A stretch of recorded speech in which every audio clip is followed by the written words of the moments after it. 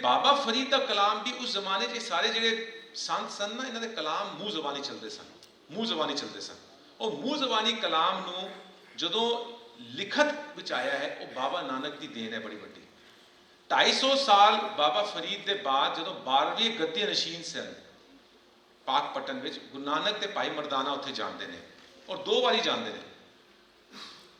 ਤੇ ਇਹ ਕਿਹਾ ਜਾਂਦਾ ਹੈ ਕਿ ਉਹਨਾਂ ਨੇ ਉੱਥੇ ਉਹਨਾਂ ਦਾ ਕਲਾਮ ਨੂੰ ਇਕੱਠਾ ਕਰਨਾ ਸ਼ੁਰੂ ਕੀਤਾ, ਇੱਕ ਪੋਥੀ ਦੇ ਅੰਦਰ ਇਕੱਠਾ ਕੀਤਾ। ਬਾਅਦ 'ਚ ਉਹ ਸਾਡੀ ਗੁਰੂ ਗ੍ਰੰਥ ਸਾਹਿਬ ਦੇ ਅੰਦਰ ਉਸ ਨੂੰ ਦਰਜ ਕੀਤਾ ਹੈ। 230 ਦੇ ਕਰੀਬ ਕਲਾਮ ਨੇ ਬਾਬਾ ਫਰੀਦ ਦੇ, ਜਿਨ੍ਹਾਂ ਦੇ ਅੱਗੇ ਅਸੀਂ ਆਪਣਾ ਨਤਮਸਤਕ ਕਰਦੇ ਹਾਂ, ਅਸੀਂ ਸਜਦਾ ਕਰਦੇ ਹਾਂ ਰੋਜ਼ ਗ੍ਰੰਥ ਸਾਹਿਬ ਦੇ ਅੱਗੇ। ਤੇ ਉਹ ਕਲਾਮ ਜਿਹੜੇ ਬਾਬਾ ਫਰੀਦ ਦੇ ਨੇ, ਉਹਨਾਂ ਨੂੰ ਤੇ ਬਾਕੀ ਇਹੋ ਜਿਹੇ 13 ਹੋਰ ਸੂਫੀ ਸੇਂਟਸ ਤੇ ਜਿਹੜੇ ਉਹਨਾਂ ਦੇ ਗੁਰੂ ਨਾਨਕ ਸਾਹਿਬ ਦੇ ਟਾਈਮ ਤੋਂ ਪਹਿਲਾਂ ਦੇ ਸੇਂਟ ਸੀਗੇ, ਉਹਨਾਂ ਦੇ ਅਸੀਂ ਕਲਾਮਾਂ ਨੂੰ ਵੀ ਨਾਲ ਰੱਖ ਕੇ ਅਸੀਂ ਉਹਨਾਂ ਦੀ ਵੀ ਜਰਨੀਜ਼ ਦੇ ਵਿੱਚ ਜਾ ਕੇ, ਜਿੱਦਾਂ ਅਸੀਂ ਬੰਗਾਲ ਗਏ ਤਾਂ ਜੈਦੇਵ ਜੀ ਦੀ ਥਾਂ ਤੇ ਅਸੀਂ ਜਾ ਕੇ, ਬਿਕੋਜ਼ ਜੈਦੇਵ ਵੀ 200 ਸਾਲ ਪਹਿਲਾਂ ਸੀਗੇ ਬਾਬਾ ਫਰੀਦ ਦੇ। ਇਹ ਸਾਨੂੰ ਨਹੀਂ ਪਤਾ ਕਿ ਉਹਨਾਂ ਦਾ ਕਲਾਮ ਕਿਸ ਤਰ੍ਹਾਂ ਆਇਆ ਗ੍ਰੰਥ ਸਾਹਿਬ ਦੇ ਅੰਦਰ, ਬਟ ਅਸੀਂ ਗੁਰੂ ਨਾਨਕ ਸਾਹਿਬ ਦੇ ਵਿਜ਼ਨ ਨੂੰ ਕ੍ਰੈਡਿਟ ਦਿੰਦੇ ਹੋਏ ਅਸੀਂ ਜੈਦੇਵ ਦੀ ਥਾਂ ਤੇ ਵੀ ਜਾਂਦੇ ਹਾਂ। ਤੇ ਇਸ ਤਰ੍ਹਾਂ ਇੱਕ ਬੜਾ ਵੱਡਾ ਇੱਕ ਮੁਕੰਮਲ ਨੈਰੇਟਿਵ ਬਣਦਾ ਹੈ ਇਸ ਦੇ ਬਾਅਦ। ਤੇ ਮਕਸਦ ਕੀ ਸੀਗਾ ਗੁਰੂ ਨਾਨਕ ਸਾਹਿਬ ਦਾ ਜਾਣ ਦਾ? ਮੈਂ ਜਿੱਦਾਂ ਕਹਿ ਸਕਿਆ, ਹਰ ਥਾਂ ਤੇ ਜਾ ਕੇ ਡਾਇਲੌਗ ਕਰਦੇ ਸਨ। ਤੇ ਡਾਇਲੌਗ ਗੁਰੂ ਨਾਨਕ ਸਾਹਿਬ ਨੇ ਰਿਚੁਅਲਸ ਨੂੰ ਖੰਡਿਤ ਕੀਤਾ ਹੈ, ਹਰ ਜਗ੍ਹਾ ਰਿਚੁਅਲਸ ਨੂੰ ਖੰਡਿਤ ਕੀਤਾ ਹੈ। ਉਹ ਦੂਜੀ ਗੱਲ ਹੈ ਕਿ ਅਸੀਂ ਅੱਜ ਆਪ ਹੀ ਰਿਚੁਅਲਸ ਦੇ ਅੰਦਰ ਫਸੇ ਹੋਏ ਹਾਂ, ਉਹ ਅਲੱਗ ਚੀਜ਼ ਹੈ, ਰਾਈਟ। ਲੇਕਿਨ ਪੂਰੇ ਨੈਰੇਟਿਵ ਦੇ ਅੰਦਰ ਜਿੱਥੇ ਰਿਚੁਅਲਿਜ਼ਮ ਦੇਖਿਆ, ਉਹਨਾਂ ਨੇ ਖੰਡਿਤ ਕੀਤਾ ਉਹਨੂੰ। ਸ਼ਾਇਦ ਗੁਰੂ ਨਾਨਕ ਅੱਜ ਅਗਰ ਆ ਜਾਣ ਤੇ ਉਹ ਮੈਨੂੰ ਹੀ ਪੁੱਛਣਗੇ, ਤੂੰ ਕੀ ਕਰ ਰਿਹਾ? ठीक है, it's a valid question for him to ask, because मैंने तो जितना सी समझिया, मेरी वाइफ बाबा नानक के बारे में, he was way ahead of his time. Women empowerment 500 साल पहले जो उन्होंने मैसेज दिता, ये तो वुमेन एम्पावरमेंट मॉडर्न वर्ल्ड जी है ना, अज इनू वर्ल्ड वॉर 1 के बाद जो सारे मेल फोर्स जंग लड़न चली गई सी, तो विमेन तो फैक्ट्रीज के अंदर आनी शुरू हुई है।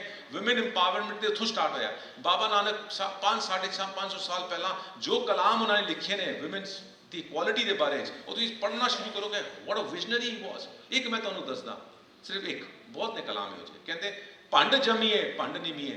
भंड हो गया वुमन, वुमेन तो तुम जन्म लैंदे हो, वो तुहानू पालदी है। सो क्यों मंदा आखिए जित जम्मे राजान, ਉਹਨੂੰ ਕਿਉਂ ਮੰਦਾ ਕਹਿੰਦੇ ਹੋ ਜਿਹਦੇ ਵਿੱਚ ਸਾਰੇ ਵੱਡੇ ਵੱਡੇ ਬੰਦੇ ਜੰਮਦੇ ਨੇ?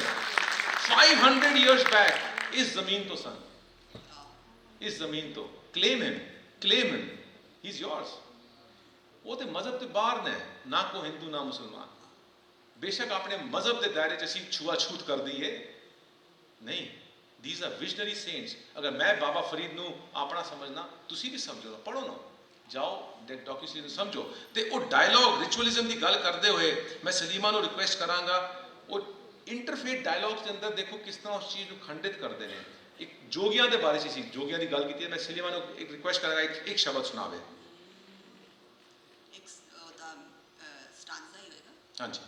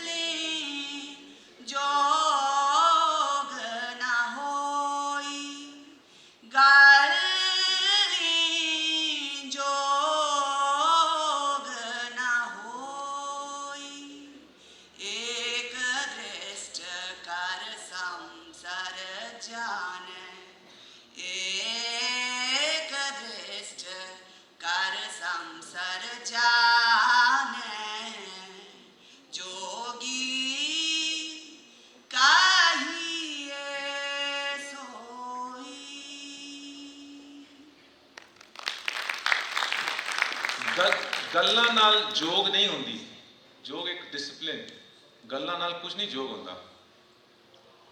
ਇੱਕ ਦ੍ਰਿਸ਼ਟ ਕਰ ਸੰਸਰ ਜਾਣੇ, ਸਾਰਿਆਂ ਨੂੰ ਇੱਕ ਨਜ਼ਰ ਨਾਲ, ਵਨਨੈਸ ਨਾਲ ਦੇਖੋ, ਉਹ ਜੋਗ ਦੀ ਬਿਰਤੀ ਹੈ। ਫਿਰ ਉਹ ਕਹਿੰਦੇ ਨੇ ਜੋਗ ਇਹ ਨਹੀਂ ਕਿ ਕੰਨਾਂ ਨੂੰ ਤੁਸੀਂ ਮੁੰਦਵਾ ਲਿਆ, ਜੋਗ ਇਹ ਨਹੀਂ ਕਿ ਡੰਡਾ ਫੜ ਲਿਆ, ਜੋਗ ਇਹ ਨਹੀਂ ਕਿ ਤੁਸੀਂ ਭਸਮ ਲਗਾ ਲਿਆ ਆਪਣੇ ਉੱਪਰ, ਇਹ ਸਭ ਜੋਗ ਨਹੀਂ ਹੈ। ਰਿਚੁਅਲਸ ਨੂੰ ਖੰਡਨ ਕਰ ਰਹੇ ਨੇ, ਰਿਚੁਅਲ ਨੂੰ ਖਤਮ ਕਰ ਰਹੇ ਨੇ। ਤੇ ਗੱਲ ਉਹਨਾਂ ਦੀ ਸਿੰਪਲ ਆਂਦੀ ਹੈ, ਅੰਜਨ ਮੇਂ ਨਿਰੰਜਨ ਰਹੀਏ। ਮਤਲਬ it's like a lotus flower which stays in the dirty pond, right, but yet blooms and gives its visual radiance everywhere। ਤੁਸੀਂ ਵੀ ਇਸ ਤਰ੍ਹਾਂ ਹੀ ਇਸ ਸੰਸਾਰ ਦੇ ਅੰਦਰ ਰਹਿ ਕੇ ਤੁਸੀਂ ਰੇਡੀਅੰਸ ਆਪਣੀ ਦੇਣੀ ਹੈ, ਤੇ ਗੱਲ ਉਹ ਆ ਜਾਂਦੀ ਹੈ। ਤੇ these are the dialogues ਜਿਸ ਤਰ੍ਹਾਂ ਬਾਬਾ ਨਾਨਕ ਜਿੱਦਾਂ ਦਾ ਆਪਣੇ ਸ਼ਬਦਾਂ ਦੇ ਸਫ਼ਰ ਵਿੱਚ ਇਹ ਕਰ ਰਹੇ ਨੇ। ਮੱਕਾ ਜਾਂਦੇ ਨੇ, ਮਦੀਨਾ ਜਾਂਦੇ ਨੇ, ਕਰਬਲਾ ਜਾਂਦੇ ਨੇ, ਇਸਲਾਮਿਕ ਵਰਲਡ ਦੇ ਹਿਸਾਬ ਨਾਲ ਅਫਗਾਨਿਸਤਾਨ ਤੋਂ ਆਉਂਦੇ ਨੇ, ਜਗਨਨਾਥਪੁਰੀ ਜਾਂਦੇ ਨੇ ਜਿੱਥੇ ਜਗਨਨਾਥ ਆਈਡਲ ਨੂੰ ਵਰਸ਼ਿਪ ਕੀਤਾ ਜਾਂਦਾ ਹੈ, ਕੈਲਾਸ਼ ਮਾਨਸਰੋਵਰ, ਮੇਰੂ ਪਰਬਤ ਜਾਂਦੇ ਨੇ। there is a very very vast expanse of his journey, right? ਤੇ ਮੈਂ ਆਪਣਾ ਪੋਰਸ਼ਨ ਇੱਥੇ ਖਤਮ ਕਰਦੇ ਹੋਏ, ਕਿਉਂਕਿ ਟਾਈਮ ਦੇ ਹਿਸਾਬ ਨਾਲ ਮੈਂ ਚਾਹਨਾ ਕਿ ਸਲੀਮਾ ਨੂੰ ਮੈਂ 20 ਮਿੰਟ ਦੇਵਾਂ, ਉਹ ਆਪਣੀ ਜਰਨੀ ਦੇ ਬਾਰੇ 'ਚ ਗੱਲ ਕਰੇਗੀ, ਉਹ ਇਸ ਡਾਕੂਮੈਂਟਰੀ ਸੀਰੀਜ਼ ਤੱਕ ਕਿਸ ਤਰ੍ਹਾਂ ਪਹੁੰਚੀ ਤੇ ਕੁਝ ਚੀਜ਼ਾਂ ਦੱਸੇ। ਤੇ 2-3 ਮਿੰਟ ਹੋਰ ਲੈਂਦੇ ਮੈਂ ਆਪਣੀ ਗੱਲ ਖਤਮ ਕਰਦਾ, ਫਿਰ ਕੁਐਸਚਨ ਆਨਸਰ ਅਸੀਂ ਲੈਣ ਨੂੰ ਤਿਆਰ ਹਾਂ 10 ਮਿੰਟ ਵਾਸਤੇ। ਤੇ ਮਿਊਜ਼ਿਕ ਦੇ ਪੱਖ ਨਾਲ ਇਸ ਡਾਕੂਮੈਂਟਰੀ ਸੀਰੀਜ਼ ਦੇ ਅੰਦਰ ਅਸੀਂ 260 ਸ਼ਬਦਾਂ ਨੂੰ ਗਵਾਇਆ ਹੈ, ਜਿਹਦੇ ਥਰੂ ਅਸੀਂ ਗੁਰੂ ਨਾਨਕ ਸਾਹਿਬ ਸ਼ਬਦ ਮਤਲਬ ਕਲਾਮ ਜਿਹਨਾਂ ਨੂੰ ਗਵਾਇਆ ਹੈ। ਤੇ ਬੜੀ ਅੜਚਨਾ ਆਈਆਂ ਸੀਗੀਆਂ। ਸਾਡਾ ਇੱਕੋ ਇੱਕ ਵਿਜ਼ਨ ਸੀਗਾ, ਜਿਸ ਰਾਗ ਦੇ ਅੰਦਰ ਲਿਖਿਆ ਗਿਆ ਹੈ ਉसी ਰਾਗ ਦੇ ਅੰਦਰ ਪੜਿਆ ਜਾਏਗਾ।